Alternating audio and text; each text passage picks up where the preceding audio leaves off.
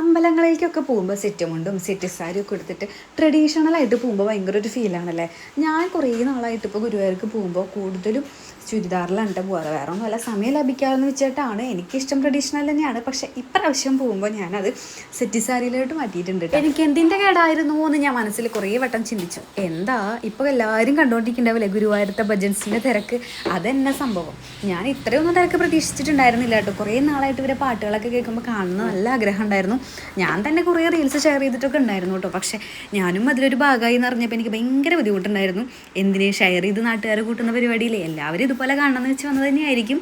അങ്ങോട്ട് പോകണ്ട, പോയി കഴിഞ്ഞാൽ അതിൻ്റെ ഉള്ളിൽ സ്റ്റക്കായി പോകുമെന്ന് പറഞ്ഞിട്ടുണ്ടായിരുന്നു. പക്ഷെ ഞാനതൊന്നും കാര്യമാക്കിയില്ല. ഇതൊക്കെ എന്ത് എന്നുള്ളൊരു മട്ടിലായിരുന്നു കേട്ടോ ഞാൻ ഓടിക്കേറിയത്. പക്ഷെ ശരിക്കും ഞാൻ അതിൻ്റെ ഉള്ളിൽ സ്റ്റക്കായിട്ടുണ്ടായിരുന്നു. ഞാൻ മാത്രമല്ല കേട്ടോ, ഇതും അമ്മയും നന്ദുമൊക്കെ ഉണ്ടായിരുന്നു. ടോട്ടലി അതിൻ്റെ ഉള്ളിൽ നമ്മൾ ആകെ ഇറുകിയൊരവസ്ഥ. സാരിയൊക്കെ പിടിച്ച് വലിച്ച് സൂചിയൊക്കെ വിട്ടു പോന്നിട്ടുണ്ടായിരുന്നു കേട്ടോ.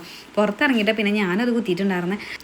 പോകേണ്ടതെന്നില്ല എന്നായി എനിക്ക് കേട്ടോ. പിന്നെ ഈ ഒരു പരിപാടി കാണാനുള്ള ഒരു ക്യൂരിയോസിറ്റി കൊണ്ട് പോയതായിരുന്നു. പിന്നെയാണ് എനിക്ക് മനസ്സിലായത്. ചേട്ടൻ്റെ അടുത്ത് പറഞ്ഞു, ഇവിടെ നിന്ന് ഈ തിക്കിലും തിരക്കിലും പെട്ടിട്ട് കേൾക്കാൻ പോലും ഇല്ല. അപ്പുറത്തൊരു സ്ക്രീൻ വെച്ചിട്ടുണ്ടായിരുന്നു. പക്ഷേ കുറേ പേരുടെ റീൽസിൽ ഞാൻ കണ്ടു കേട്ടോ, സ്പീക്കർ സെറ്റ് ചെയ്ത് കഴിഞ്ഞാൽ അതിലെങ്കിലും സൗണ്ട് കേൾക്കായിരുന്നു എന്ന്. ശരിക്കാന്ന് എനിക്കും തോന്നിയിട്ടുണ്ടായിരുന്നു. അതിൻ്റെ അടുത്ത് പോയിട്ട് പോലും ഒന്നും കേൾക്കാണ്ടായിരുന്നില്ല. വായ ഞാൻ ടി വിയിൽ വെച്ചരാം, യൂട്യൂബിൽ വെച്ചരാന്നൊക്കെ പറഞ്ഞിട്ട് ചേട്ടൻ കൊടുന്നു കേട്ടോ. അതിൻ്റെ ഉള്ളിൽ നിന്നിട്ട് ശ്വാസം മുട്ടി തുടങ്ങി. അമ്മയും ഇതൊക്കെ വേർത്തൊഴുകുണ്ടായിരുന്നു കേട്ടോ.